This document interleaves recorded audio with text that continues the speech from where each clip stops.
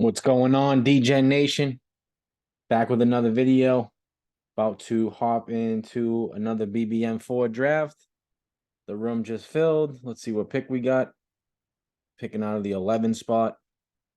Not one of my favorite spots, but we'll make the best of it. So this is going to be my 66 BBM4. I've had a couple weird ones lately, honestly. I want to say like 4 drafts I've done in the past 10 days have been people just trolling and making weird picks. It's so frustrating when you see that too. It's like you get to the second round and somebody picks someone that never gets drafted with no ADP just to be funny. And it's like I've been seeing that more and more. So it's definitely frustrating. None of them have been thrown out yet, but more likely than not they will. So sucks. But and that's what's frustrating too, is like when you get closer to the start of the season, when these drafts are filled, do they get thrown out at the last minute and then you don't get to smooth out your exposures to those guys? So I'm hoping that doesn't happen. I'm hoping Underdog recognizes that and gets it taken care of fairly quickly. So we'll see.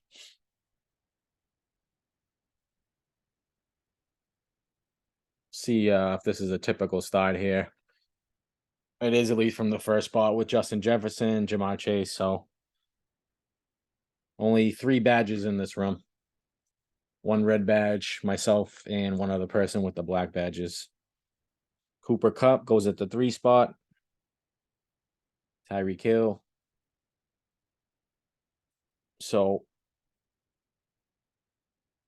see how these next 6 picks play out, but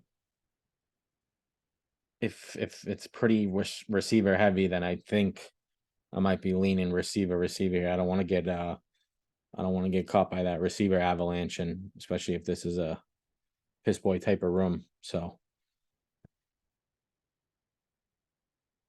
CMC goes 5.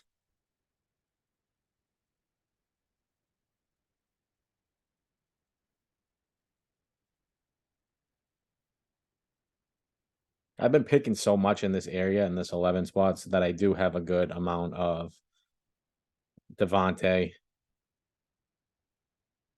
I don't have much St. Brown, I feel like, lately. I was drafting him a ton in the big board, but I don't have as much St. Brown in BBM4. So I might grab a share of St. Brown if he's there.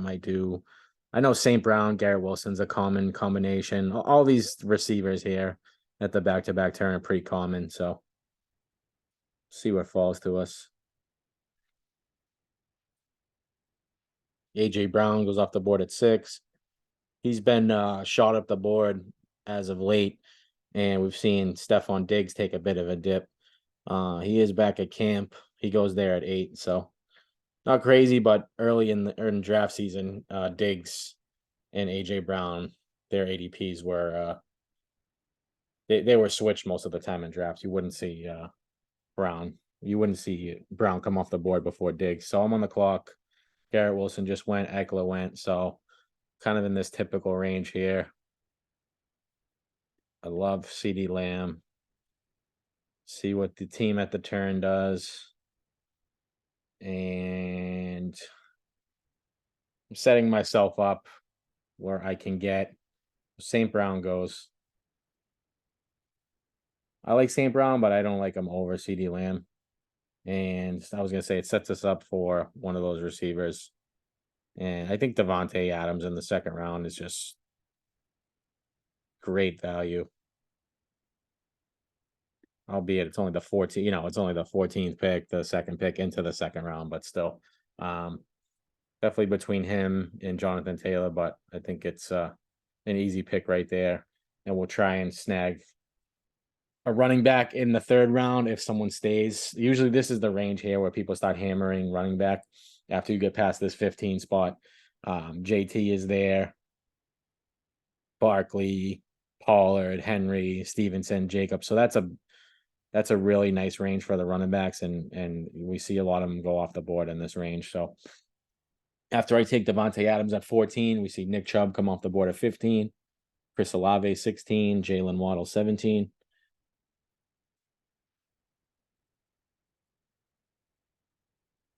and you don't see quarterbacks coming off in this range anymore. At the very beginning of draft season, there was teams taking quarterbacks at the back-to-back here, as early as 12, 13.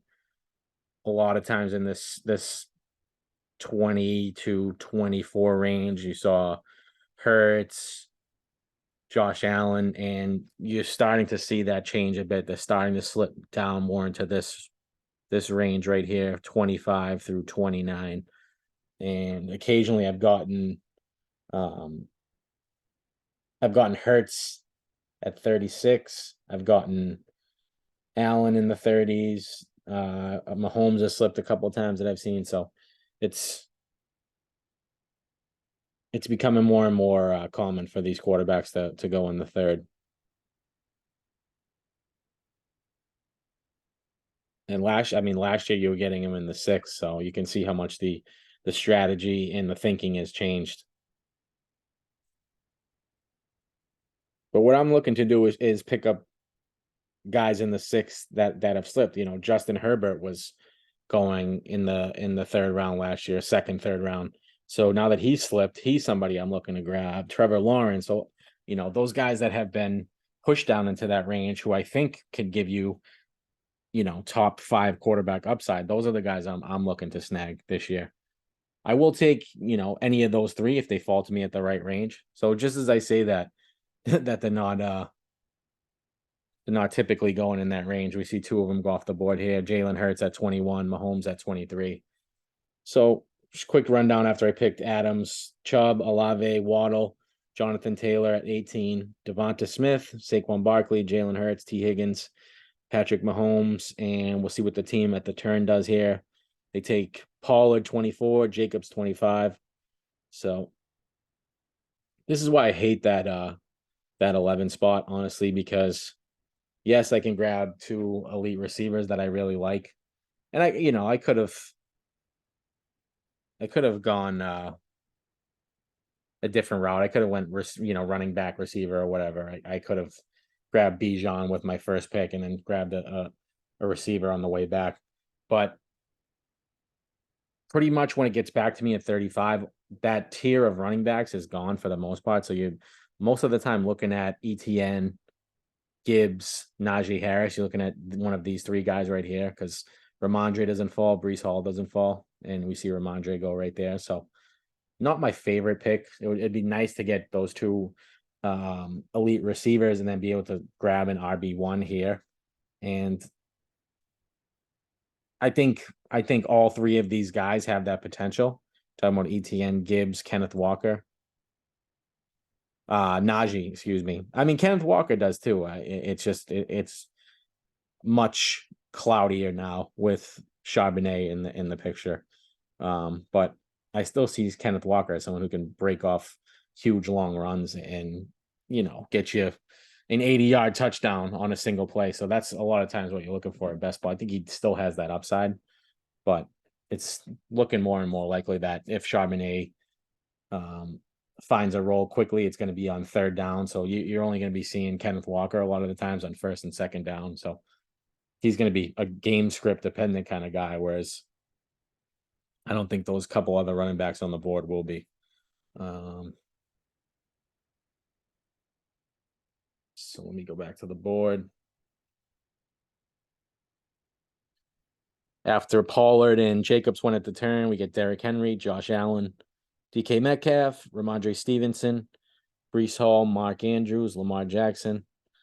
And that's something I talked about on one of my recent videos, is that it's very difficult now to get that Andrews Lamar combo. It's like they're almost going back to back in pretty much every draft. You really have to reach for them a tad if you want to snag both of them. So Calvin Ridley goes. I am on deck.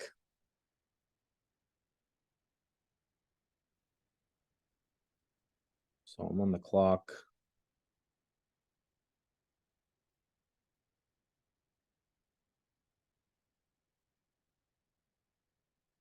I don't know how to click away from Najee Harris in this range. I think he's just gets a workhorse volume, and I understand some people really like Jalen Warren, and I like him too as just a someone who could be valuable with, few carries. I think the reason he was valuable last year was because Najee wasn't getting any running lanes on those short yard. He would still take all the short yardage work, but wasn't getting any of the running lanes. It was a slog for him. I think that opens up a bit more this year. And Jahmyr Gibbs was um, somebody I wanted right there. It was between Najee and Gibbs. I think Najee scores more points on the season. So if he would have given me correlation with CD Lamb, but that's okay. I'm fine with that. I'm gonna go ETN. Actually, you know what? I'm going Christian Watson. I'm gonna round out my receiver room. At least my top three. I like having the top three there. If ETN and Watson are close in any way, I guess I would prefer the receiver since you have to start three. So I think I do like ETN, but I have been getting scared more by that Tank Bigsby, not only the draft capital, but you bring in somebody like that because you don't feel like the guy that you have can be a full on workhorse. You don't see many of those backs anymore. ETN, I think, was drafted originally. I mean, he was drafted by Urban Myers, but he did play with Lawrence. But he was such a great pass catcher in college, and we didn't see much of that. So maybe they want to transition him a bit more to being that third down back, who plays all the time on third down in those long passing situations, and then splits a little bit of the more a little bit more of the early down work with Bigsby. So could that limit his upside potentially, especially if he's not getting the red zone touches? I think that's definitely something that scares me a little bit. It's a high powered offense, so I think he still gets his, but I think his ceiling is maybe around what he scored last year. I think it's, let's see how many points he put. I want to guess it's like 190, somewhere in that range. Who took him? That baby C. It's what I hate about the size that after the player is drafted, you can't look at his stats anymore. Um, but yeah, I think he was in that like 180, 190 range. So the elite running backs were over 200. And like, let's see, let's give you an example here. Like Aaron Jones last year, 219. Mixon 210 last year. The year before that, 266. And I know Jonathan Taylor in his breakout season, he put up like 350. So that's like the super high end, the same way Cooper Kupp was a couple of seasons ago, put up like 390 or 360, something like that, as the wide receiver one. So I think ETN settles back into that 200-point range, and if Watson can take a step forward, I like taking Watson there over ETN. So after I took Watson at 38, we get Keenan Allen 39, Hopkins goes 40, ETN 41. Then we get London, Drake London, Christian Kirk, Jerry Jeudy, Joe Burrow, Terry McLaurin, Mike Williams, DJ Moore, Justin Fields at the back-to-back, 48-49. That's a combination you're seeing a lot now. Fields has slipped. Moore has an ADP around 46, I believe. So not uncommon for him to fall there to 48. So solid correlation there between those two guys at the 4-5 turn. Don't hate that. The team out of the 4 hole has Jalen Hurts and Joe Burrow already. So interesting strategy there. I don't love it. Both unstacked. Can try and maybe grab some correlation later, I guess, with Dallas Goedert. But with Burrow, if you don't get one of those top 2, it's tough. You're looking at Irv Smith. You're looking at Tyler Boyd. Mixon's already gone as well. So don't love the unstacked Burrow. So Mixon at 50, Walker 51, Kenneth Walker. TJ Hawkinson 52, Chris Godwin 53, JSN goes 54.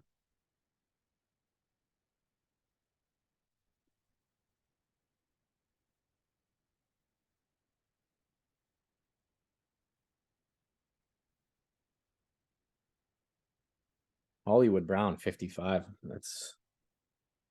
He is risen since the Hopkins trade, certainly. I don't like him at all in that range. I will not be taking him any Hollywood Brown in the fifth. I have a lot of shares of him already in like the 7, 8s. So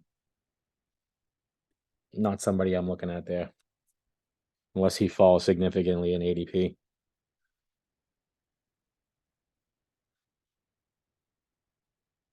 Aaron Jones goes off the board, 57.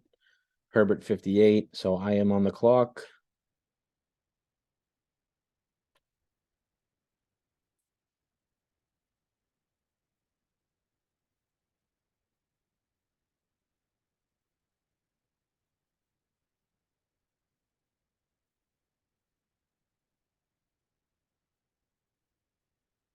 I'm going to go Michael Pittman.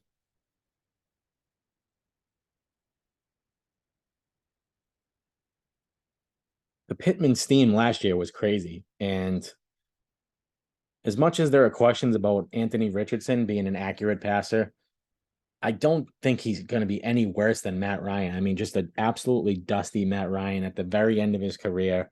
That team was in shambles last year. So I don't see a scenario where Pittman is worse than he was last year. And I think he actually could get some more downfield, deep targets. So let's keep pissing. I'm going to keep pissing here. I probably would normally go J.K. Dobbins, but like Lockett there in the 6th as my wide receiver 5. Leave this open to a lot of different stacking options. Grab Anthony Richardson to pair with Pittman. I grab Geno for Lockett. Get some, I could always grab Garoppolo and some of the later Vegas stacks. The later Vegas options like Renfro and Mayer and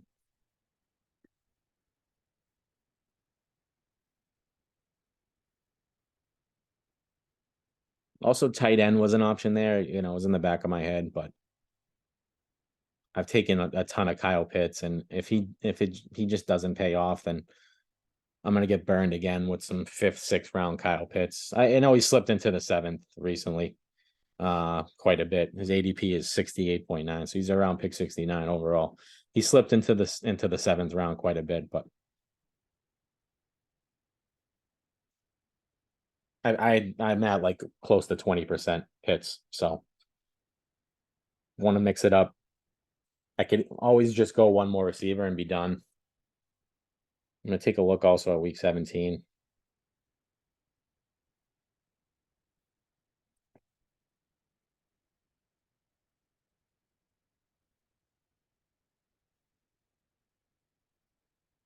Another thing I could have done was try and grab either Pickens or Deontay there, since I already have Najee.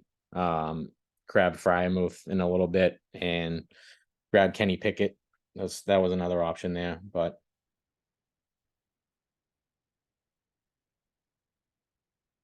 in a vacuum, I like Lockett over those two.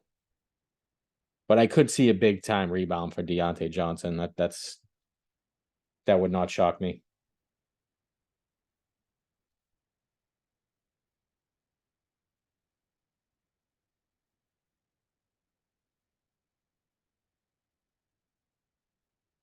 I could still make that bet. I could still grab Fryermuth. I could still grab Pickett and grab Geno Smith and still be able to build in that week 17 stack. And I could have, in hindsight, I could have went Pickens or Deontay over Pittman. I just think in a vacuum, like Pittman's such a clear cut number 1. Whereas I'm not really sure between Deontay and Pickens. Like, could Pickens take that turn next year and be a big time touchdown guy the way like a Mike Evans is, and all of a sudden Deontay Johnson kind of gets pushed into that possession receiver role, like just a floor guy. He was great 2 years ago with Big Ben, but struggled a bit last year. Still had the targets, but didn't do much with them. I know the touchdowns were low, but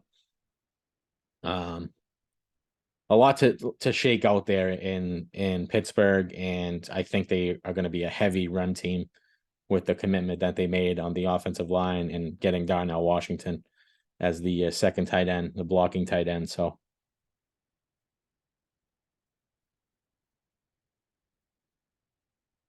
I might try and make some more Seattle Pittsburgh bets in the second half of the draft. We'll see how it plays out. I don't want to plan anything too far in advance. So quick rundown. After I took Lockett, I went Michael Pittman 59, and then the swing back around, I went Lockett. The team at the turn right there, 60-61, went Alexander Madison and Jordan Addison, trying to build in the just a Detroit, Minnesota correlation, it looks like. Division stack. I went Lockett 62, and then we have Kittle, Dobbins, Miles Sanders, George Pickens, and Deontay Johnson go back to back, 66-67. Damian Pierce, Jahan Dotson, DeAndre Swift, Kyle Pitts, 71. At the turn, the team out of the one slot takes Kadarius Toney and Mike Evans. On the swing back around, the team picking out of the two hole goes Dallas Goedert. So they grab two tight ends right there. Kyle Pitts, 71, Dallas Goedert, 74. Interesting team they got going on here. So they're trying to build in that. They have Mahomes, they have Jamar Chase, and they got Mixon. So I think they're trying to build in a little bit of that. Bills,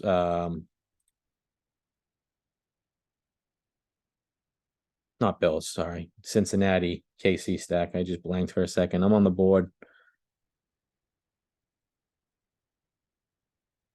And I might snipe somebody a little bit here, but I'm going to go Pacheco. Possible Dalvin Cook still goes there. It's a little bit scary, but I think he was the best available player on the board.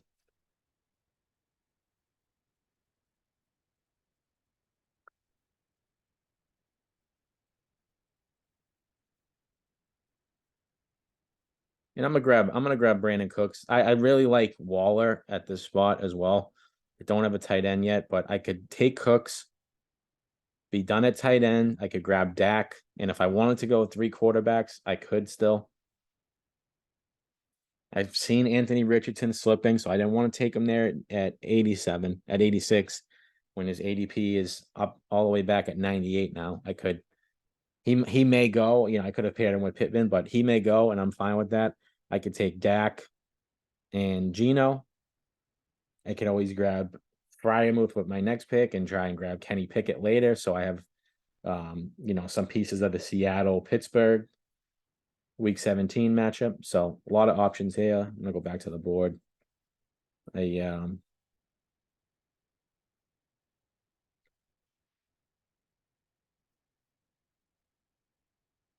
So I went Pacheco 83. Then we see the owner out of the 12 spot picking Deshaun Watson and Elijah Moore back to back at 84, 85. I take Brandon Cooks 86. Then we see Montgomery, Waller, Zay Flowers, and Kamara off the board at 90.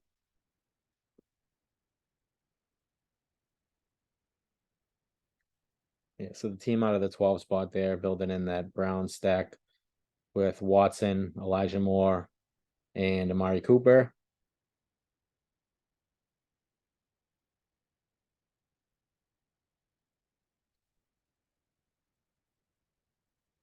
I do understand fully the benefit of stacking. I think the week 17 stacking has gotten a bit overblown. If you have one team stacked, I think, and some other good pieces, I think that will, most likely be good enough to win it. I don't think you need to nail the game completely. If one team is completely going off and they score 5-6 touchdowns, I don't necessarily think you need the other team that they're playing to do the same. That scenario is highly unlikely that it's going to be this wild shootout, and you're going to need all the pieces from that game. I think if you can nail down one stack, they have a great week, and you nail a couple other pieces. I think that would work good enough.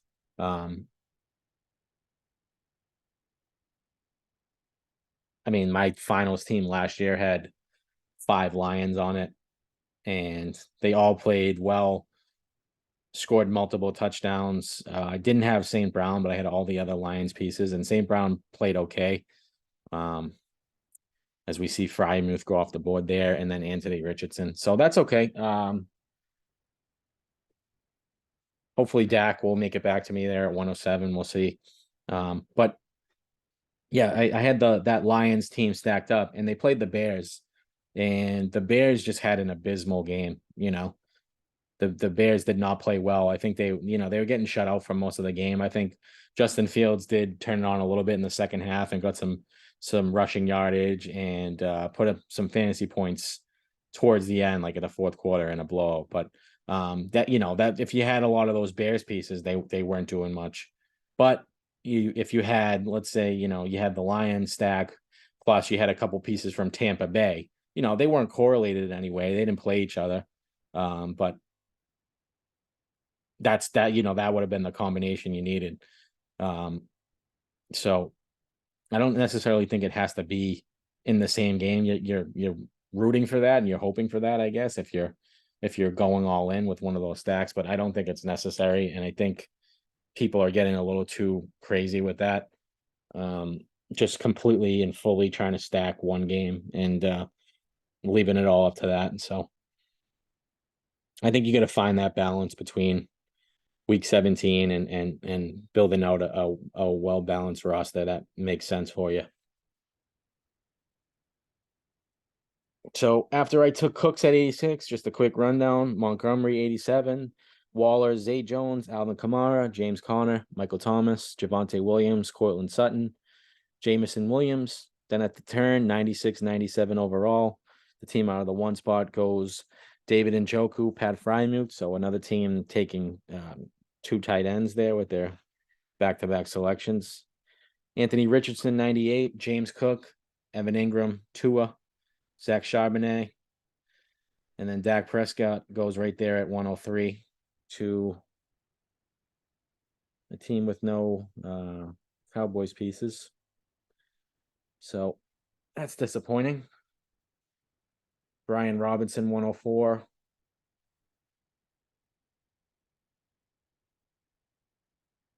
Juju, 105. We are on deck.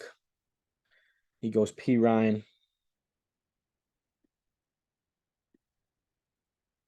So plan didn't work out the greatest.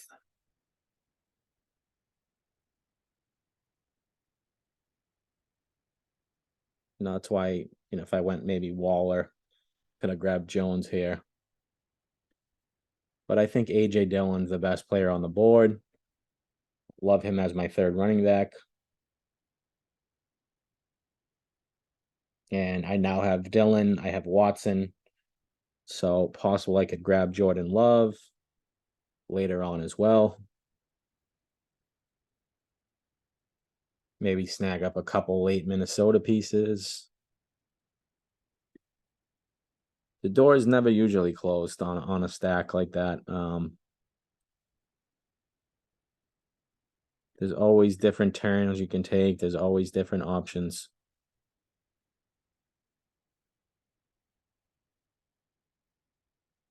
I'm going to go Jacoby Myers here. I'm going to leave myself open for a Raiders stack. I have Devontae. I have Jacoby. I can easily grab Renfro. My receivers are loaded, so do I really need Renfro? No, but I could grab Renfro if I want to. Fine going 8 receivers. It's not out of the ordinary. It may be with this type of start where I'm just hammering home receivers, but I'm fine going tight end late. There's some good value at quarterback late. Plenty of options still, so I could grab Jimmy. Maybe grab Gino on the next turnaround, grab Love, and then grab Jimmy G. What I really need to do is find a couple more value picks at running back. I like the running backs I have, but a little bit thin at running back.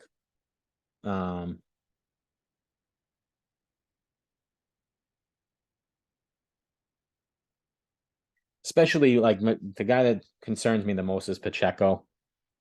Yes, he played well last year, and okay, so we see Geno Smith go there. So this room is, another one of those rooms where it's not going the way you want it to go. It's not falling the way you want it to fall, and that's going to happen from time to time. You have to be able to adjust on the fly. Just to finish that thought on Pacheco, there's good camp reports about Clyde Edwards-Helaire. He could be super motivated. They didn't pick up his option. He got that first round draft capital. He hasn't played well. Could he just be super motivated this year to prove something? I think that's definitely in the cards. I think that's absolutely in the cards that he plays a little bit better. McKinnon's still there as a third down threat. And then Dalvin Cook is still hanging out there as a possibility that the Chiefs could sign. So not my favorite pick at 83. I think he was the best player on the board comparative to what else was there. I probably, if I in hindsight, I probably would have went Waller, would have gave my team a little bit better balance, and then I could have went Waller at 83 and then grabbed the best available running back. Could have grabbed Montgomery, could have grabbed James Conner. So what are you gonna do? I was hoping Dak. I grabbed Cooks because I was hoping Dak would make it back to me, but wasn't a guarantee. Quarterbacks are just flying off this board right now, though. If Jordan Love is my first quarterback taken, I'm definitely gonna have to go 3. I'm definitely gonna take. I'm gonna throw a couple guys in the queue.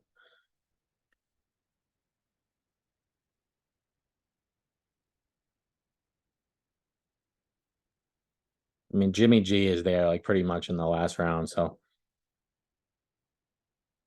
it's just a scary proposition at this point. With his foot injury, you really don't know.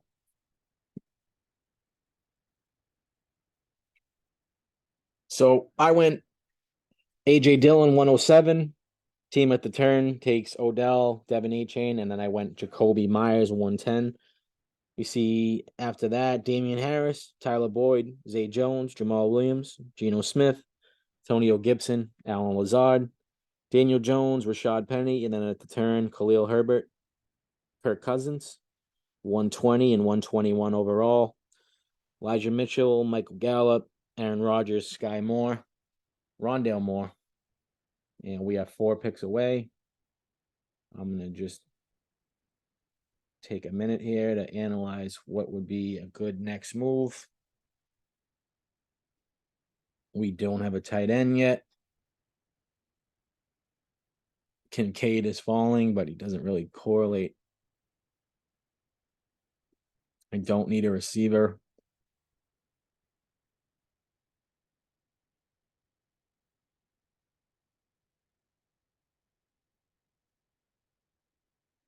I think Jaylen Warren makes a ton of sense here, especially if I'm going to grab Pickett.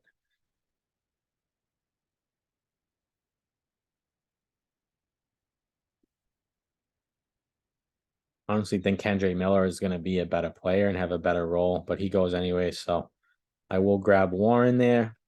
He is a nice handcuff if anything did happen to happen to, if there was an injury to Najee Harris, he's definitely a great handcuff to have. And I think he could carve out a role without Najee going down. I think he could have, I like Najee to be the workhorse, but I think there could be a couple of Jaylen Warren games mixed in where he catches a touchdown around the goal line, something like that. So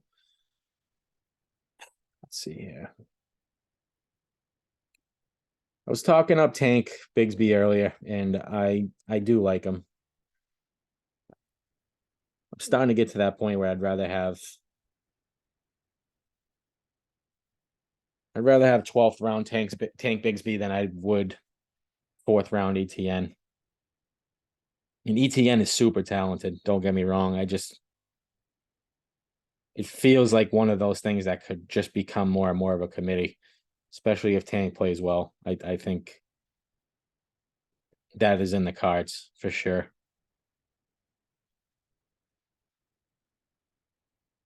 So we're leaving off tight end super late. Not one of my favorite things to do.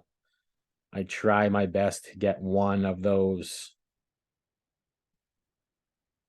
guys that there's a tier break. I think the tier break really gets cut off at Darren Waller. I think that's where there's a significant tier break. So let's see where Waller went again.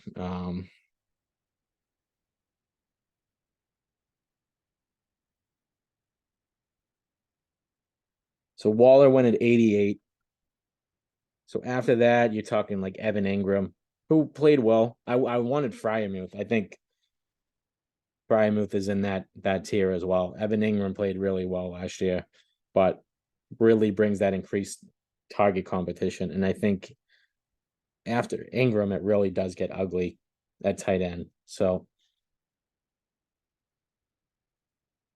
there's a few tiers that are broken up, and I think like Njoku, Fryermuth, Ingram are in their own kind of tier. I think Waller still has that tight end one upside, so I think he's a tier break from some of those other guys. And then like Goddard, Pitts, Kittle, Hawkinson, those guys are in their own little tier. So I like getting one of those guys. The absolute latest, it would be like an Evan Ingram in that area. And if not, I'm liable to grab 4. Most of the time I grab 3, but I don't usually leave it off the slate, so I'm fine getting 4. Actually, okay if I didn't take any more receivers. I will probably take Renfro if he falls to me at a value, just to continue to build in the Vegas stack. I have so much Renfro though too, so if I don't get him, I'm okay with it. But I think he's a really good value at the range that he's going.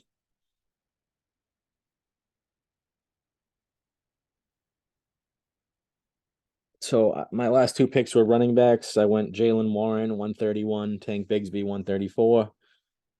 After Bigsby went Greg Dulcich 135, Romeo Dobbs, Dalton Schultz, Russell Wilson, Tyler Higbee, Cole Kmet, Roshan Johnson, Rashee Rice, Alec Pierce, Jonathan Mingo, Nico Collins, and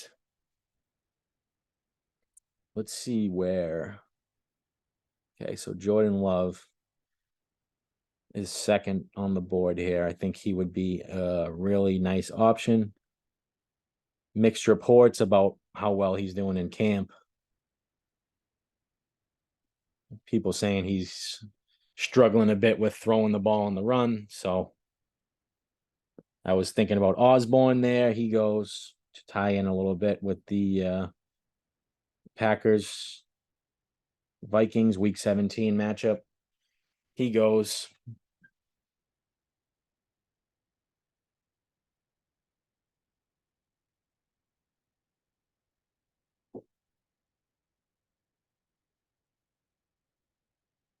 So it seems like every time I've really wanted to go in a certain direction, I've been veered in the complete opposite direction, and that's going to happen.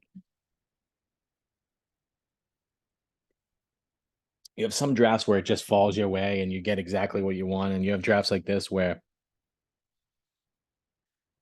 you don't always understand the logic of what other people are doing. It's like somebody may look at your team and think, oh, well, he's building out this stack. Let me snipe him. Or they just really don't have a sense of direction themselves, and they're kind of just freelancing. And they see a name, they think he's the best available, so they just grab him without really any consideration as to stacking or team structure or how they're going to correlate for the playoffs or anything like that. So you're going to be in some rooms like that, and that makes sense for this room because there's only 3 badges in here.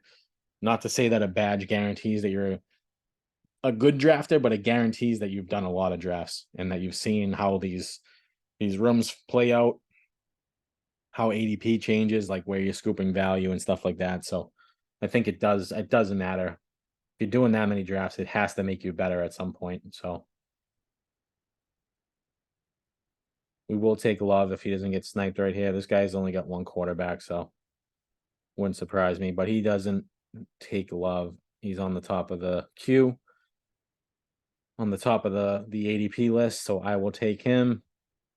So he ties in nicely with AJ Dillon and Christian Watson.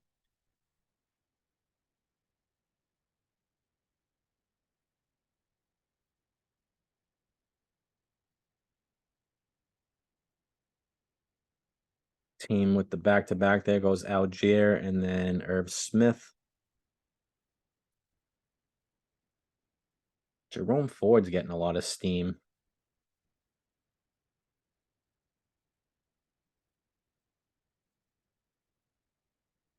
But I'm going to go pick it. I'm going to grab my two quarterbacks here. Feel good about that. Have some correlation with Pickett, Najee, Jalen Warren, and Lockett in that Week 17 game. So hopefully Lockett can stay healthy. So I have a little piece of that. I would love to have Fryermuth or one of the Pittsburgh pass catchers. My receivers are already so stacked that I don't love Allen Robinson, so I don't think he's an option late. What I could do is if I go 4 tight ends here, I could snag Darnell Washington as my 4th tight end. He always goes in the last round. Maybe as a just someone who could have a couple 2 touchdown games. The guy is just an absolute monster. So if it's not out of the range of outcomes that he gets some snaps around the goal line, he's a huge target. So it's something that leaves us open, at least for an option there. But I would, if I want to do 4 tight ends, I can't go with a 3rd quarterback. I can't go Jimmy G. So only 4 more picks remaining. Let me go back to the board here. Sorry. I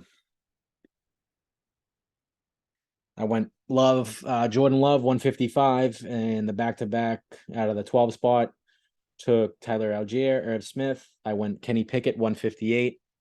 And after that, we see Rashid Shaheed 159, DJ Chark 160, Jawan Johnson 161, and then Jalen Hyatt. So let's map this out. Let's map this rest of the board out here. If I go Jimmy G to correlate with Devontae Adams and Jacoby Myers,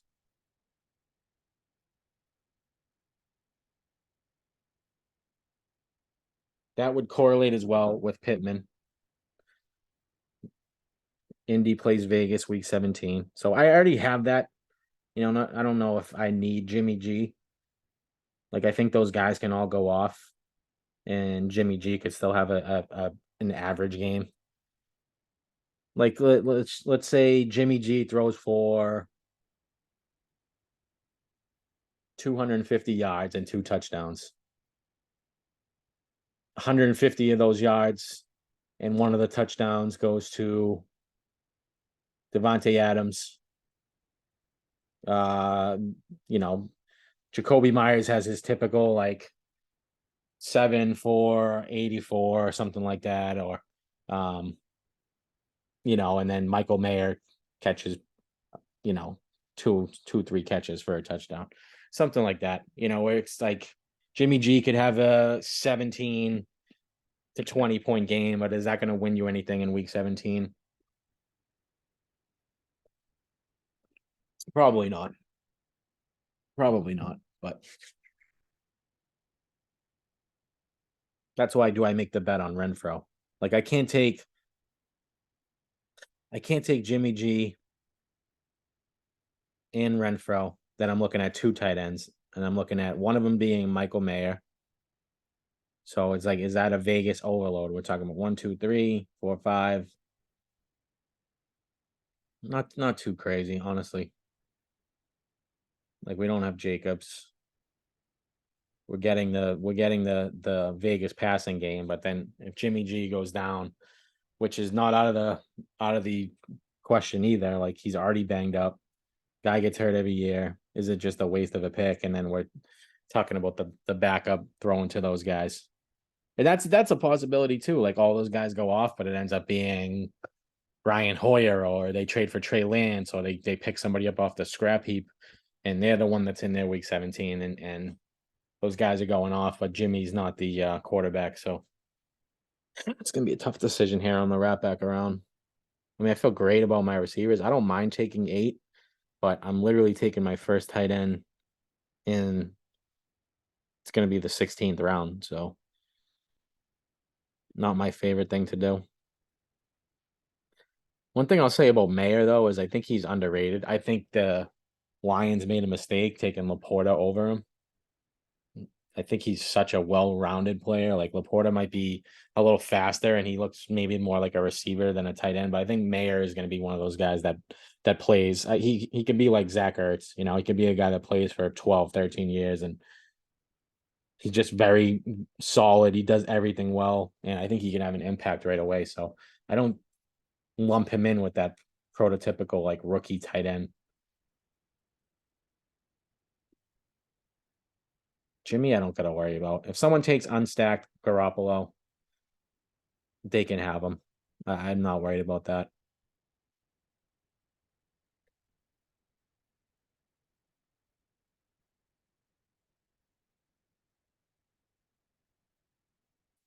Quick rundown.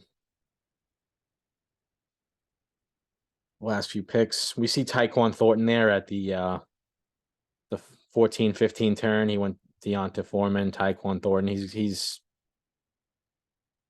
been getting steamed up quite a bit lately, but seems to have fallen back a bit. Kind of this is in the range he was going before with the Hopkins news.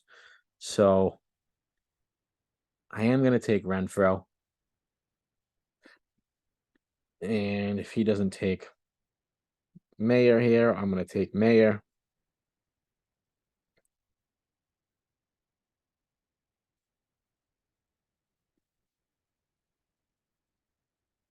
And I have two more picks to decide here. Do I go Jimmy G as my third quarterback and stick with two tight ends? Because there are some tight ends I really like late, and I could continue to further build in that week 17 with Seattle and Pittsburgh.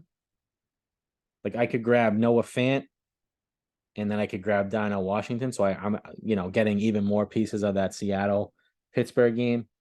But you're talking about Dino Washington. He is a guy who could just be at nothing as well. It's absolutely in the cards that he is a guy who it just plays on obvious running downs and it doesn't factor much into my lineup. So a scary proposition there as well to have a complete zero. You never want that. So I didn't even notice this, and I get caught up in trying to describe things and look at the board. But this is another draft here where this team out of the 9 hole does not have a quarterback yet.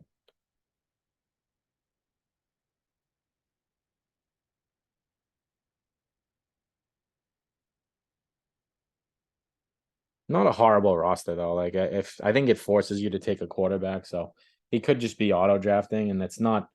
He has two tight ends, he has running backs, he has 10 receivers, which is a little overkill. But I think if it forces you to take a quarterback, and there's a couple guys there late, so it's not the worst. I did have one where I auto drafted by accident. I fell asleep after I had already entered, and I didn't hate the way my team turned out. They only took one tight end for me, but it wouldn't have been my ideal draft strategy. It was like they snagged 3 or 4 elite quarterbacks. I think it was 4. It was like Mahomes, Hurts, Lawrence, and Watson. So it was like overkill with the quarterbacks. The team's probably dead. Probably has no chance to win. But I actually didn't hate the build. There was like some correlation that got built in just by absolute luck, and it was snatching a lot of ADP value. So see how it turns out. But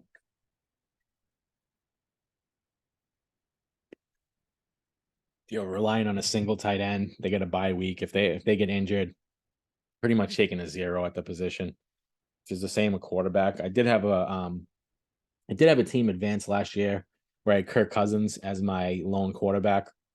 And other than that, the team was stacked. And he didn't get hurt. He played really well, but it obviously didn't make the BBM finals, but it did advance, I think, past the first round. So depends what group you get lumped into, and also, you gotta get lucky, but it is possible to advance a team if you're going with a single quarterback. I don't know about a single tight end. I didn't see any of those teams.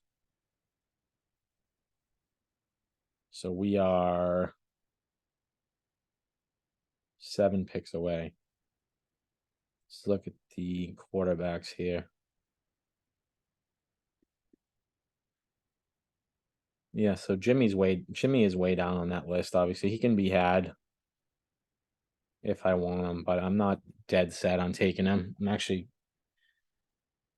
leaning more now towards this double, clicking 2 tight ends here at the end. I might just try and pull it up on my phone here and see if I can get any maybe recent news on Darnell Washington. And this is another scenario. It's like, am I overthinking it? If like a Hunter Henry's there, you just know he's going to be out there for every snap. Like, let's see some of the other tight ends that are there. Trey McBride. I guess he is splitting time with Trey McBride splitting time with Zach Ertz, and Hunter Henry with Gesicki. But I think they're different type of players, in the fact that Hunter Henry's more of a goal line threat, Gesicki's more of a wide receiver type. Oh, great! So Noah Fant goes right there. So yeah, I think I'm gonna end up going Garoppolo as my third quarterback, and I'm not gonna grab a Washington. I'm gonna grab Hunter Henry if he's there as my second tight. I love him in the last round as a second tight end. I don't really care about the correlation. So I'll have that full Vegas stack laid out, unless someone snipes Jimmy here if they want to go right ahead. But I have some pieces of that Week 17 game with Pittsburgh and Seattle. Get a couple pieces of the Dallas offense.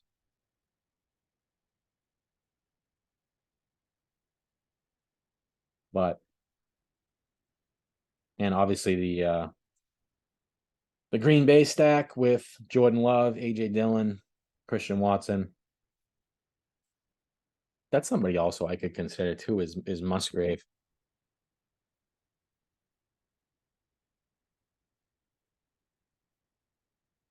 Might be gone though. I think he is gone. Unless he's way down here. Let's see. Yeah, he's gone. So take Jimmy. Not my favorite pick. Not something that's going to get me out of bed in the morning. Jimmy Garoppolo as the third quarterback, but my other 2 quarterbacks have the same bye week, so he does give me an option there if he is healthy, which is always a giant question mark. But if he's healthy, he could fill in for me there week 6. I just noticed that too with the quarterbacks, so that's good. And I feel great about last round Hunter Henry if he's there and it makes sense at all for my team. I'm going to continue to snag him in the last round. I also like McBride. There's a few guys here at tight end I definitely like. I just don't think Darnell Washington has a season better than this. If you look at 2 years ago, 50 catches, 600 yards, 9 touchdowns. I don't see that in his range of outcomes. Even though he correlates, correlation doesn't always make it a good pick. So let's see what this team. Okay, so they got Trey Lance, the team picking out of the 9 hole. Let's take a quick look at their roster. So they get Lance. I hate how Underdog does that. They get Lance as their QB1, Eckler, Aaron Jones, Dobbins, Zeke, Olave, Ridley, Hopkins. So, Treylon Burks. They got a good receiver room. They have a ton of them. They have 10 receivers, a 1-4, 10-2 build. So not ideal, but they got Waller and Taste on that tight end. It's not a bad team, honestly. If Trey Lance can get in there and start, look out. But they're about to get another running back here, it looks like, Fournette. So good luck to them. If Trey Lance is not starting, then they are taking a 0 every week at quarterback. So thank you for the donation.